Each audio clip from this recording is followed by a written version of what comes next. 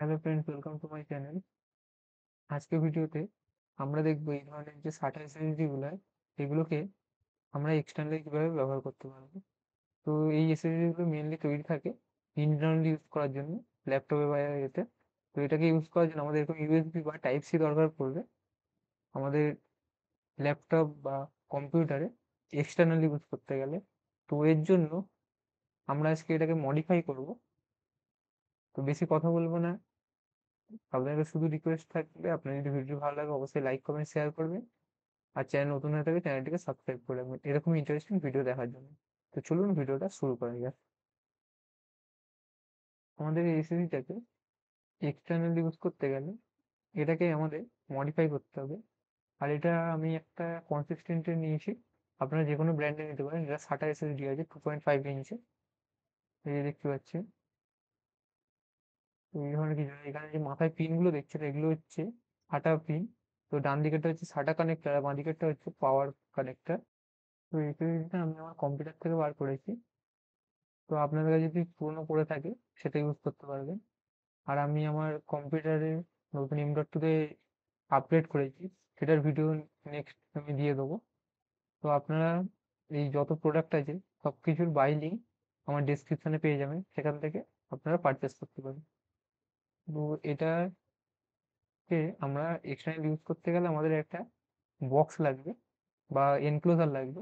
তার মধ্যে আমাদের সুবিধা থাকবে যে আমরা এটাকে ইউএসবি বা টাইপ সি, এই দেখুন এটা হচ্ছে কেবল ইউএসবি 3.0 আছে।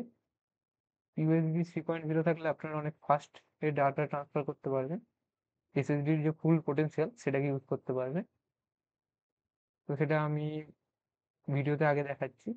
আর এর সঙ্গে টাইপ সির অপশন থাকে, তো আমি ইউএসবি অপশন নিয়েছি। তো এটা হচ্ছে এনক্লোজারটা। তো এগুলো মার্কেটে অনেক রকমের এনক্লোজার আছে, তার মধ্যে আমি এই ব্র্যান্ডটা নিয়েছি। তো এটা এর ভেতর জাস্ট আটকে দিলে কাজ হয়ে যাবে।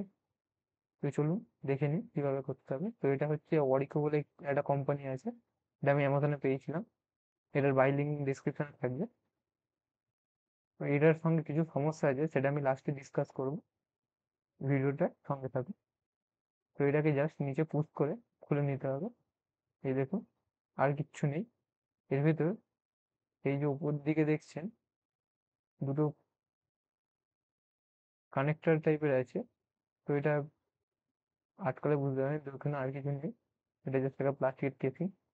তো এবার এই পিন দুটো দেখুন, এসএসডিতে যেমন আছে আমাদের সেরকম সেম পিন রয়েছে। তো আমরা জাস্ট এটাকে এর উপর দিয়ে লাইট করে চেপে দেবো পিছন থেকে। দেখুন, হালকা করে চাপ দিলে এটা শুধু জায়গা মতো বসাবেন, ব্যাস। এই দেখুন, চাপ দিলে হয়ে গেছে। এর উপরে আমি দুটো প্যাডিং লাগিয়ে নিয়েছি এর সঙ্গে আছে যেগুলো, যাতে এসএসডি নড়াচড়া করে, দেখতেই পাচ্ছেন এই দুটো। তো এগুলো আপনারা লাগিয়ে ইউজ করতে পারেন, বা আপনাদের কাছে এক্সট্রা কিছু থাকলে সেগুলো দিয়ে ইউজ করতে পারেন যাতে না এসএসডিটা নড়ে, সেরকম ভাবে করবেন। তো এবার জাস্ট পিছন থেকে এটা চাপ দিয়ে আটকে নিলে এটা রেডি। তো এবার চলুন এটা টেস্টিং এ দেখা যাক। আর তার আগে এই দেখুন, এর যে আমার পিনটা আছে এটা মাইক্রো ইউএসবি যে আমাদের কানেক্টর হয় ফোনে, তার সঙ্গে এক্সটেনশন কিছু একটা ইউজ করা হয় এরকম। আর একদিকে ইউএসবি টাইপ সি, এইটুখানি এর জিনিস ছিল। এটা 3.0 আছে। আর এই এনক্লোজারের মধ্যে দেখুন এরকম একটা কানেক্টর আছে এইটা কানেক্ট করার জন্য। তো চলুন এবার আমরা স্ক্রিনে যাই। তো এখানে দেখুন আমি কম্পিউটার স্ক্রিনে চলে এসেছি।